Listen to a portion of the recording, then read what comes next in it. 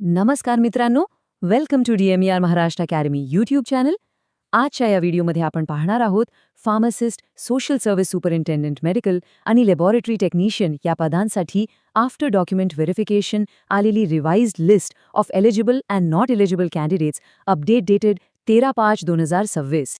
मित्रांनो, document verification नंतर प्रत्येक कॅन्डिडेटच्या मनात एकच प्रश्न असतो, माझं नाव एलिजिबल लिस्टमध्ये आलं का? आणि म्हणूनच हा व्हिडिओ तुमच्यासाठी खूप इम्पॉर्टंट आहे. आज आपण ह्याबद्दलची सगळी माहिती घेणार आहोत. So let's get to the video. पटकन बघूया आज आपण काय काय कव्हर करणार आहोत. पहिली म्हणजे DMERची सुधारित यादी, ती कशी चेक करायची, अपात्रतेची कारणे काय आहेत, एक अतिशय महत्त्वाचं फॉर्म डी अपडेट आणि शेवटी पुढील तयारी आणि काही रिसोर्सेस. सुरुवात करूया आपल्या पहिल्या पॉइंटपासून, DMER revised eligibility list. Document verification पूर्ण झाल्यानंतरची ही फायनल यादी अधिकृत वेबसाईटवर डिक्लेअर झाली आहे. तुमच्या समोर आता फार्मासिस्ट पदाची यादी आहे. मित्रांनो, ही पूर्ण 23 पानांची PDF आहे. या लिस्टची PDF आपल्या टेलिग्राम चॅनलवर अवेलेबल आहे. DMER Maharashtra academy Telegram channel लगेच जॉईन करा. तिथे तुम्हाला ती पूर्ण बघायला मिळेल.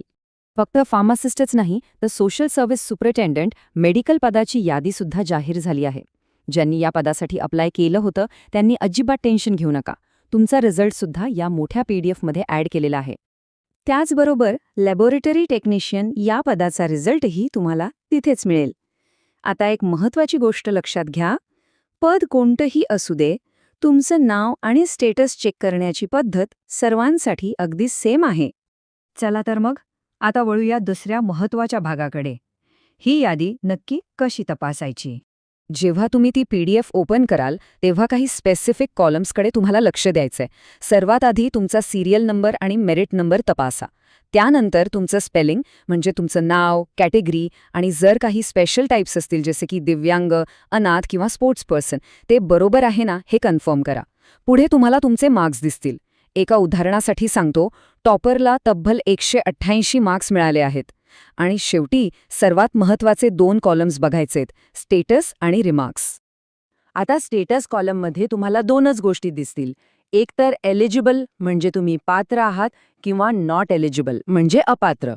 जर तुमच्या नावापुढे एलिजिबल असेल तर खूप खूप अभिनंदन, पण समजा तिथे नॉट एलिजिबल असा शेरा असेल तर घाबरून जाऊ नका.